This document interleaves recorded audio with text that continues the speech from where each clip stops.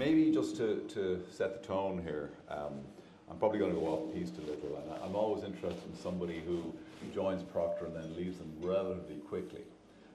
Just be interested in, like a lot of folks stay a long time in Procter, as you know. What was your thinking at the time? Because it's a very formative time for you career-wise, obviously.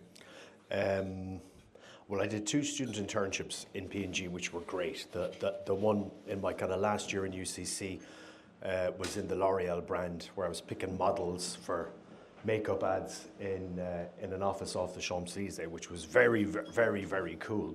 And then Procter bought a pharmaceutical business, and then a year later, after I joined the graduate program, I was responsible for sales for 2 products. One was for thrush, and one was for osteoporosis. So suddenly the glamour went out of it. So I thought I'd do something else. I like structure, some structure. It was a really good graduate program. Honestly, what was the reason? Friends of mine who were becoming accountants, becoming management consultants, becoming investment bankers, I just thought, wow, I'm not going to be using my brain enough doing this. Yeah. Don't know if it was the right thing to do, but it was the decision that I took. And then I went into consulting. Yeah, okay, great. We did a bit of background on you and researching the interview. You've shown a lot of commitment to spending time on shop floor. You had the Tesco Helping Hands thing, and obviously working on the whole security in DAA as well. What drives that kind of behaviour? Why do you do that? Rather than being the classic CEO, ivory tower type. Oh God, I'm never going to be called a classic CEO. I think it's where the action is. It's in an operation, be it a supermarket, be it an airline, or be it an airport, where the rubber hits the road. Really is passengers at an airport. So I think to run the organisation, you have to understand that. You have to understand those key touch points that kind of define, was it a good or bad trip through the airport? Was it a good or bad day in the supermarket? It's also the reality for most of the staff in the organisation. It's what you're dealing with. So in Tesco, it's products, it's shelves, it's staff, it's availability. In an airport, it's security, it's car parks, it's after security, it's shops, it's retail, it's the toilets, it's the Wi-Fi, it's the seats. I think just understanding that reality. I also have low patience and a lot of energy, and it's just a better place to be sometimes than in the office sitting through stuff. And you see things and you soak things up a little bit, that you're also seen to be doing it, which I think is motivating for staff, but that's not the reason to do it. The main reason to do it is I actually enjoy it. The second thing is you actually get back to the reality of what the business is all about and away from the corporate. And I think that's a good tonic. Because there's a lot of meetings that you have to sit through, a lot of corporate stuff that you have to do, but I think it keeps you real and keeps you grounded. Okay, yeah. Retail's a big thing, obviously, for you, because it seems to have, Tesco, but I mean, you could argue too that Ryanair is essentially a retail. It's a shop in the sky, if you like, and likewise DAA in a variety of different iterations is so retail focused. What turns you on about retail? All those things that you said are true. I think a big airport is kind of like a big supermarket with a runway attached. I think Ryanair is definitely a shop in the sky. And what turns me on about retail is, I think it's the coming together of a few different things. What makes and motivates people to choose one shop over another? I always found fascinating. Starting off like putting bags of sugar on the shelves in Tesco in Dunn's Ballyvolane. That you just, why are these people here and not over in that other shop? Why are they buying the products they're buying? Why do we merchandise products good, better, best? Why do people go to promotions, not go to promotions? Why do Lidl and Aldi come and start to really take market share? So for me, retail, and in particular food retail, more than non-food retail, you're just looking at humanity, you're looking at consumers, you're looking at what people do, the choices they make, when they make them. You understand simple things like Children's Allowance Day and the impact that it has on shopping, when people have money, don't have money, and you can see then what I learned in Tesco, which is something I loved. You can just see with club card data the journey of someone from 18 to 28 and how what goes into their basket changes. So it's a fascinating industry, and retail with data is really, really fascinating. And that philosophy of retail absolutely is Ryanair to its core. And absolutely is a business like DAA to its core. I mean, we run duty-free shops in 20 different airports around the world. We've obviously got duty-free in Cork and Dublin. The charges are too low at Dublin, which we call aero revenue, so we work non-aero revenue really, really hard. That's kind of getting you to buy car parking, getting you to buy fast track, getting you to buy lounges, getting you to go to a restaurant and do all those things. So that's all retailing. Yeah. So it's really the sharp end of consumer behaviour, really, isn't it? Yeah, yeah, okay. Any light bulb moments in either your Tesco career or elsewhere that you helped, right? This, you know, to use the, I suppose the regular term, this helped me really pivot or seize an opportunity or change direction or course correct because of that insight that you got at any stage of your career. So you became quite different. Yeah, and I think you're always becoming quite different. I hope I have more light bulb moments ahead and can still change and evolve. I think a couple of things always stood out to me. One was being in Metro Group, which is like the Tesco of Germany and Central Europe, but it doesn't have two things. They decided not to do online shopping, and they didn't have an equivalent of Tesco Club Card, and to see the difference between that and Tesco. So really having shopper data. And shopper data when you have shoppers who come into your shop every week. I think everyone loves and everyone says, oh, you have to have the data and use data to make decisions. On average, if you take an airport, you know, the average Irish person or resident who uses Dublin Airport probably flies 2.3 times a year. The average shopper in Tesco is in 1.5 times a week and buys on average 30 products. That's 30 data points in every basket, and they're into you 1.5 times a week. And they might be shopping online. So big first light bulb for me was just the value of that data asset and how you can use, you know, you can see someone who's been every single month buying contraceptives and then they stop, and 6 months later you can see they're buying baby products, nappies. That's a journey that you can go on with that shopper and do really interesting things with. That was a big eureka moment.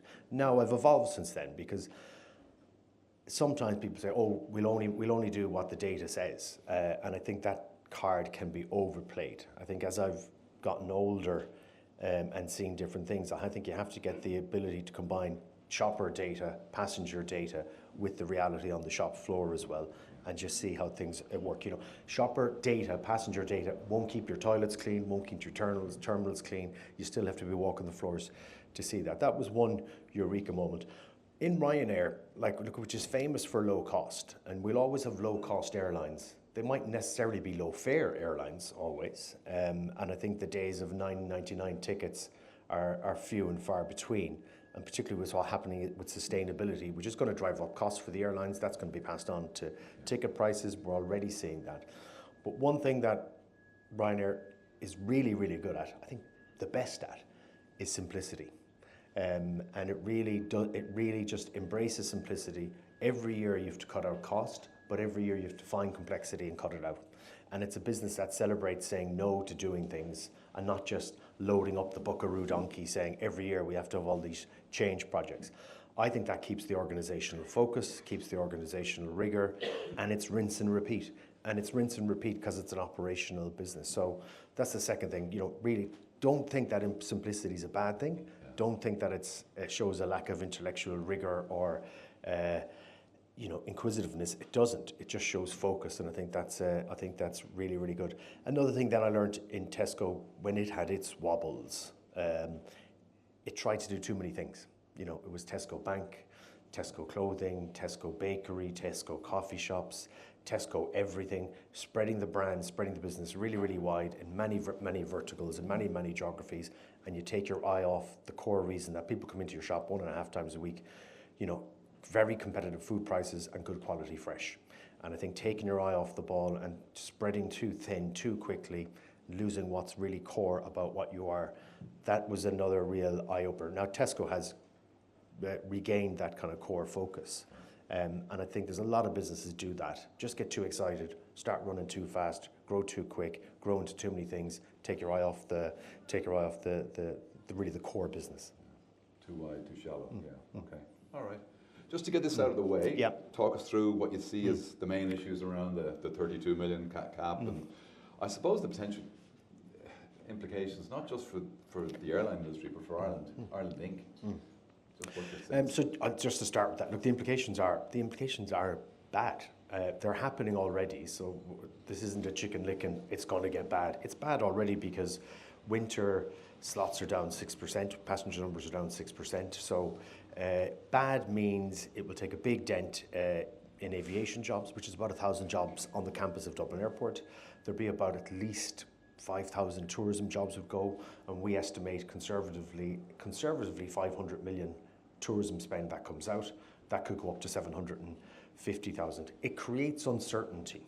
Like last week, a few of us were in Bahrain at a Roots conference, which is airports from around the world and airlines around the world. All the airlines are scratching their heads going, what the hell are you doing? Like, this is the country that's an island, famous for travel, famous for Ryanair, Aer Lingus, the leasing industry, really good airports. Like, what are you doing that you have this passenger cap? The airlines don't get it. Airports like Manchester and Gatwick are rubbing their hands going, this is great. And that's where the airlines who can't get what they want in Dublin are going. They're not going to the regions, they're going to Manchester, they're going to Gatwick. And the Brits have really, really woken up. And what Keir Starmer announced this week in terms of their plan for supporting industry, supporting aviation, you have 3 London airports going for planning. The UK government is determined to invest in aviation, take a lot of the regulation out of things. UK airports are getting planning in just over a year. It's taking us at least 3 years, we think, to get planning.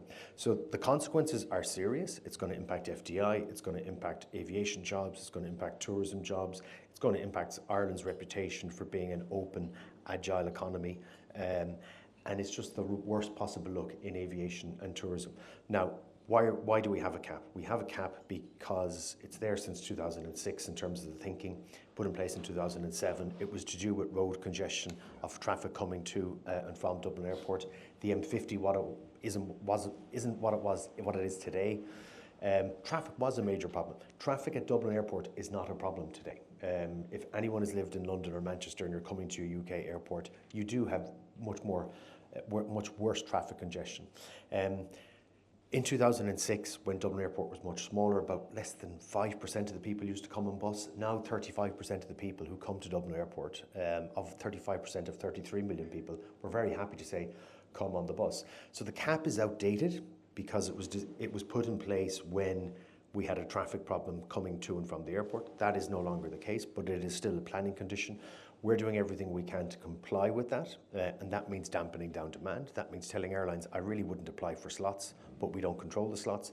That means taking away all incentives. That means putting in place incentives to go to Cork instead, and that has worked. So we think we've taken about 750,000 passengers out of the system.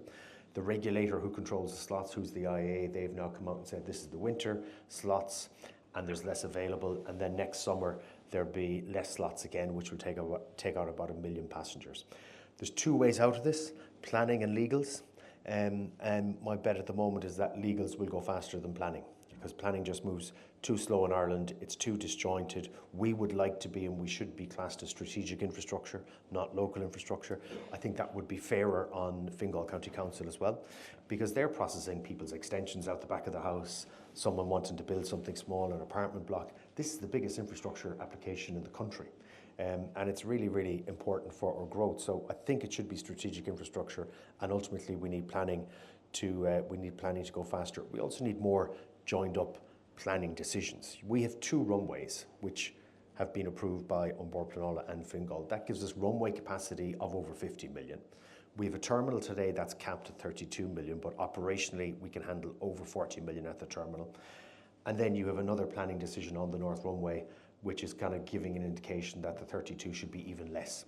So it's a bit of Russian roulette when it comes to planning in Ireland, and I think we need to get our act together and get planning to be faster, more joined up, more coherent, and infrastructure first. Get it right when it's critical infrastructure that really drives the economy. And Dublin Airport drives 2.5% of the economy. Yeah.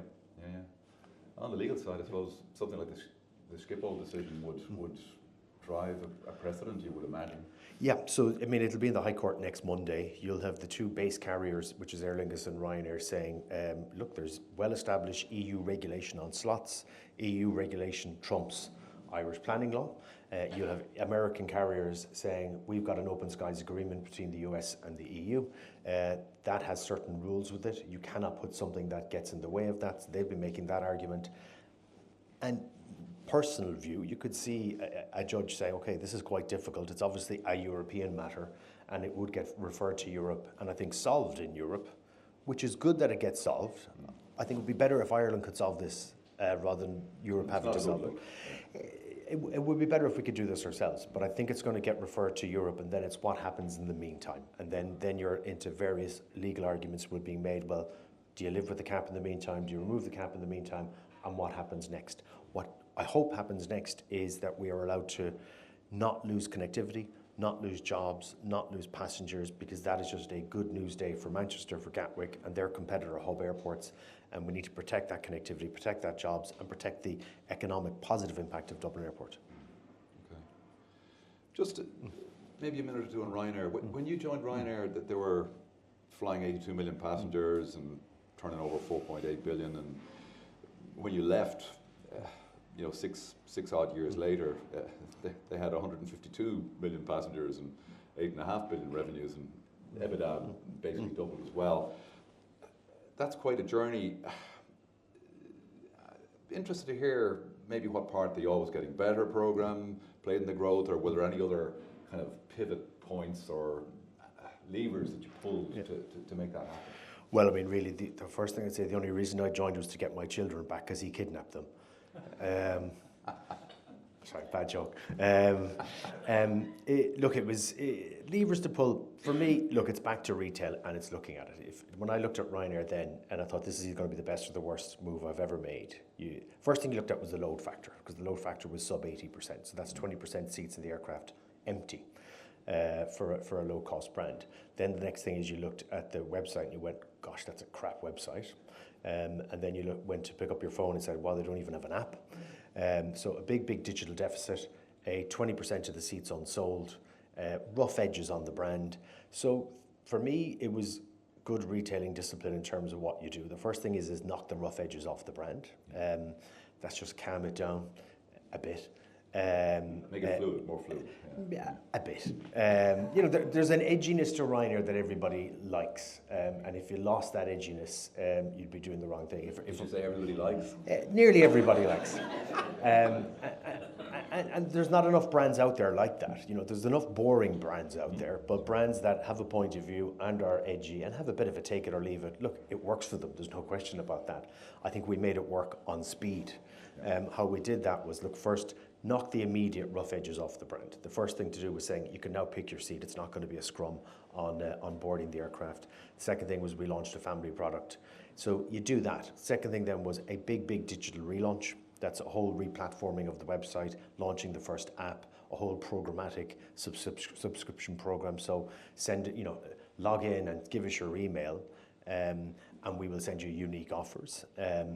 And then we launched some new products. So we went from just one Ryanair fare to classic three fares, so bundles, so simple one, and then the basic, and then plus, and then business plus. The big digital push.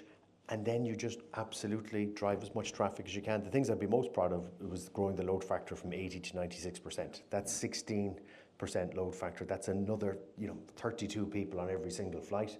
That's making a lot more money. And we grew the ancillary from 15 to over 30 euros per passenger. That's where Ryanair makes the profit. It's get you in with the low fare and then you make the money on everything else. And that's what we doubled. And from a digital point of view, we made it the world's most visited travel website. Okay. So really good. So really proud of that. What was possible was a lot of the retailing, a lot of the do things in the right order, and a business and a CEO and a board who said, just get on with it. What do you need? And we were able to do that really quickly. Okay. Some story. Your decision to join DAA, this is a 1 billion business now. And as in around 3,000 staff, and I think you gave a dividend of 31 million to the state last year, which is great. And 150 million in tax. Yeah. So, and you're already 44% up again the first half. Yeah. So that's phenomenal. So,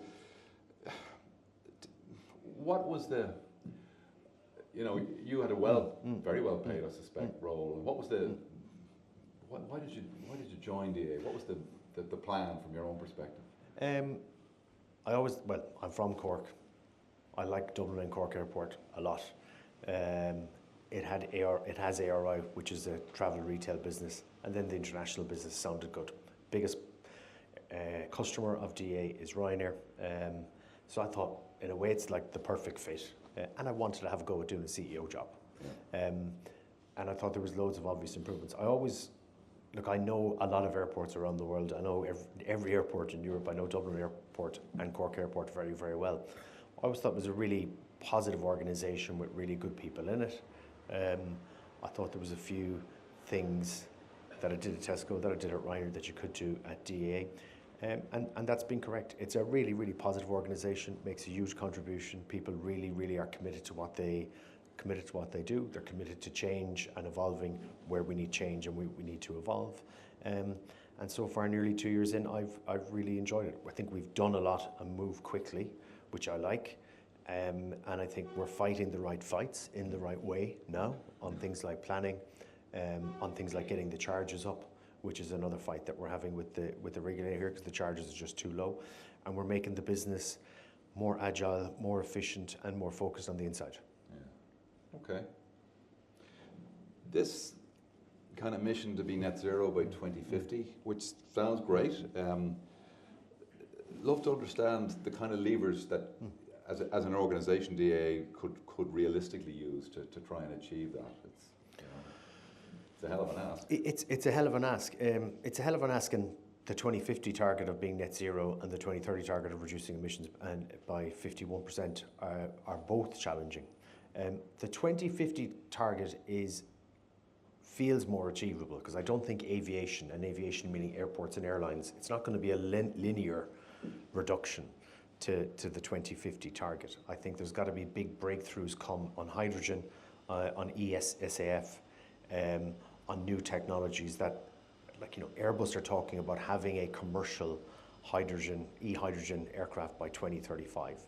So it's going to take a long time to get there for aviation. As an airport, the things you do are you apply for infrastructure to replace old infrastructure. So, we're a year in with Fingal with a 40 million passenger infrastructure application that will involve a lot of construction at Dublin Airport. 400 million of that, 400 million spend will be replacing old infrastructure with more sustainable infrastructures. The first thing you do is you build newer, greener airport infrastructure that uses less energy, that produces less carbon. You replace all the vehicles on the campus with electric vehicles. You add solar farms, which we've done in Dublin, we're doing in Cork, and we'll do another one in Dublin. And you reduce your emissions and you reduce your energy consumption, everything you can. You look at drainage, that's what we can do. I think it's going to be a hard journey for aviation. There's not enough sustainable aviation fuel out there. I think mankind will always want to travel. I think the world isn't joined up on this. So the Americans are doing sustainable aviation fuel in their way. They'll have higher volumes and they're using cornfields to do it. Europe isn't doing it that way. The American airlines will have more sustainable aviation fuel ahead of Europe. They'll own the supply. And then US carriers will have an advantage over EU carriers. So this isn't perfect. It's not all figured out. What we do is focus on what we can control, which is build better infrastructure, reduce emissions, reduce energy consumption, incentivize the airlines. So we want to have a discount scheme for airlines that will bring in the new Neo aircraft, the new MAX aircraft, and get rid of the older aircraft at the campus. And then you just look at the older, also louder and worse for the environment aircraft, and really say, we don't want them, we want the new ones, and you incentivize them that way. Aviation is about 2.5% of emissions. It will probably be the last sector in any industry in the world to decarbonize, because you simply, at the moment, you need to be burning fuel to keep an aircraft in the sky.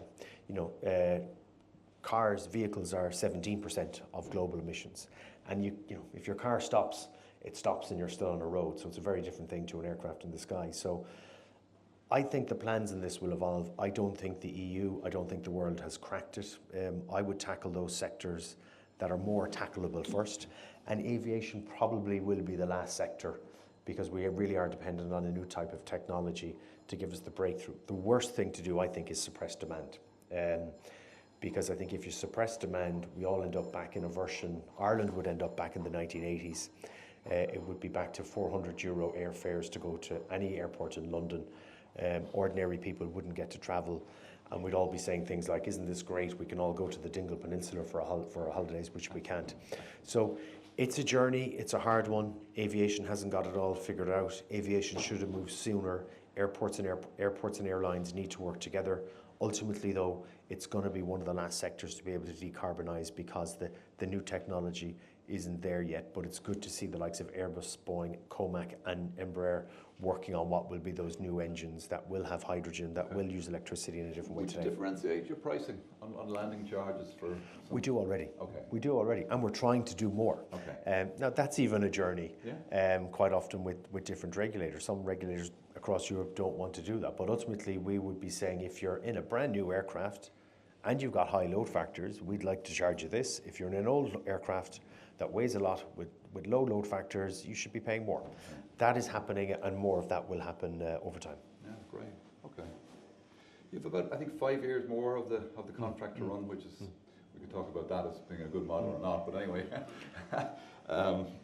in the business we're in, that's an odd model, but anyway.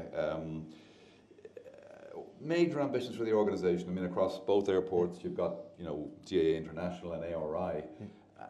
Any particular strategic initiatives during this period you think you can get home or close to home in over the next 5 years?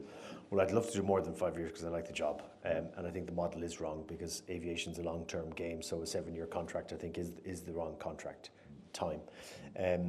Things to get done in the remaining 5 years. First of all, look, I'd love to make DA. I'd love everybody to say it's the best semi-state in the country by a distance. I'd love people to say that means it's efficient, it's agile, it's innovative, it's diverse. And then if you're Irish, that you'd be just really, really proud of what it does, that it flies the flag for Irish aviation here and abroad really, really well. Within the 5 years, absolutely have planning granted in Dublin for the 40 million application, and the next application already in with Fingal or with Onboard Planola, which will be the 55 million application. So yes to the 40 and the 55 million application already in progress or already said yes to.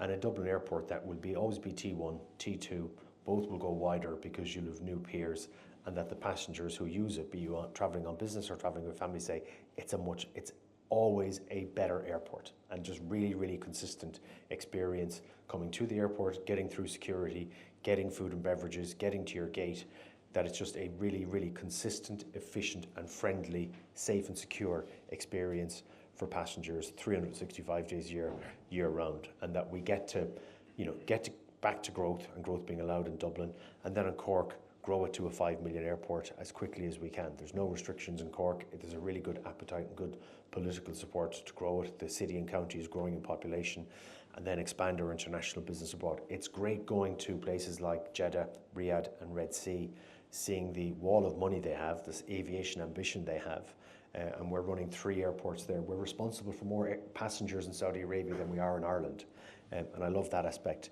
of the business. But look, and that's it.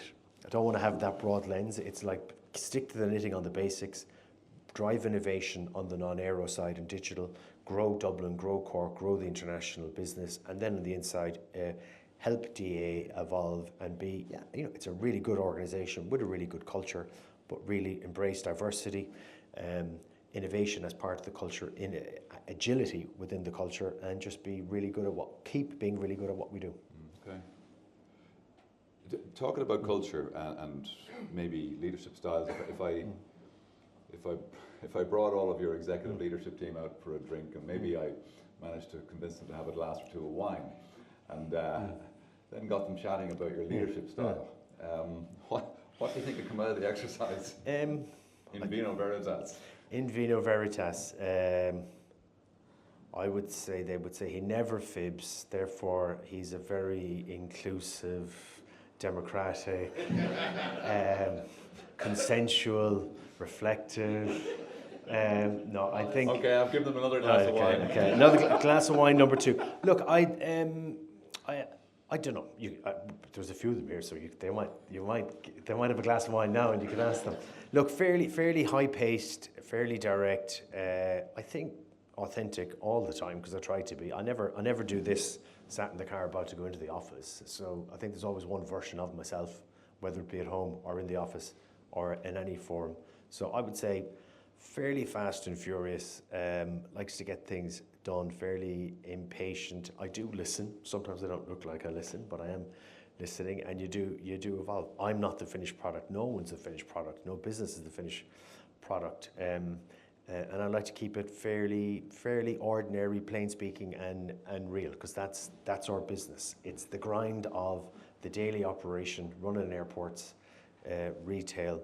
It's just a straightforward business, and I do like to keep it straightforward. I think that's get it done well. Yeah. Get it done well enough. Doesn't have to be done perfect. Sometimes you can, if you can get 90% there in a week, I'd rather that than 99% in 3 months.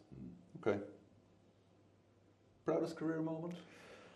I hope it hasn't happened yet. Things I like so far. I was really happy with the work I did in Tesco Ireland because we were hemorrhaging market share to the discounters, and then we were able to stop that. And we were the first Tesco market in Europe that was able to slow down Lidl and Aldi eating into our customer base. That was hard work, but really, really good. Really proud of what I did in Ryanair. That was just fantastic, particularly from making more money for a business we make loads of money, we can't make any more. But to be able to double the ancillary revenue and double the profit in that time frame while put more people on planes was good. And when we get the cap lifted in Dublin and we grow it to 40 million and 5 million, then that would be the proudest moment in my career. Yeah, fair play. Any big business decisions you made that you, in hindsight, say, I'm not sure that was the right call? Loads. But I don't think about them too much because head would just be filled of the ones you have to make now. So I don't massively, and that sounds what everyone should say, but no, I don't really look back. There's always life decisions that you make that you thought maybe I shouldn't have done that. There's a few jobs that I turned down that I thought, okay, that could have been interesting, or that place could have been interesting. But I'm with a philosophy that's, look, I'm delighted. I think everyone who's Irish should leave Ireland and go and work abroad. Yeah. I always thought that was great. I loved, leaving on an Aer Lingus flight from Cork to Heathrow with 2 bags with your life in it. That was like, God, what am I going to do here? Moving to Germany, learning how to speak German.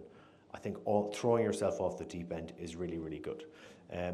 But I don't look back and say, oh, that was a wrong decision, that cost me this, that, and the other. A few jobs that maybe I could have gone for, but I'm more interested in kind of the decisions that you have to make now and the decisions that come ahead. I'm happy with my career so far. I don't berate myself saying I should have done some things differently. Yeah, okay.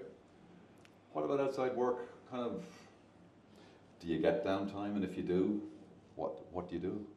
Well, I've got 2 teenagers who are young teenagers. So look, our life outside of work is family. I do love travel. That's always good. I read a lot of books, particularly history books. So probably we get through 1 a week on different types of history. So family, sports. Go to the Munster-Leinster game. I'll go to the Odd Man United game. I'll go to Cork hurling games. I will run. I'll go to the gym. I'll swim. I like to cook Asian food. So I'll do that a couple of times a week and kind of keep things simple. Like doing jobs at home. I like lighting fires on cold evenings and simple stuff. Yeah, okay. Daft question, but it kind of gives a sense of,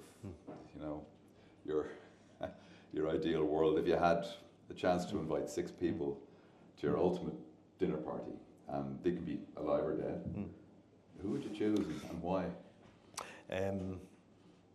Well, I'm reading a book on Teddy Roosevelt at the moment, so I've always liked the US presidents, and I think they have a fascinating role to play.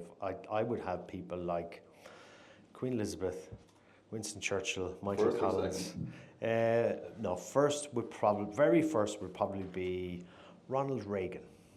I think probably the most underestimated US president. So I would pick Reagan, Lyndon Baines Johnson, Queen Elizabeth, Winston Churchill, Michael Collins, and then one more, probably Thomas Jefferson. So an interesting mix from different eras, but just to ask them, what were you thinking when you did this, when you thought that? Where did the passion for history come from? I loved it in school. I think because I had a history teacher I just thought was great. Okay. Just that one teacher that you thought really Clued in. and pressed your buttons. And then I just thought, wow, the world that we live in is kind of a repeat of the world in the past. So I think history was just good. It was also good then to forget about the world we live in and just go back to that old world. So, and then different parts of history. So, I've loved that. And then I kind of do go into hyper focus as a trait, and I will just kind of pick an era of history and just read as much as I can. And you never get bored of it. Okay.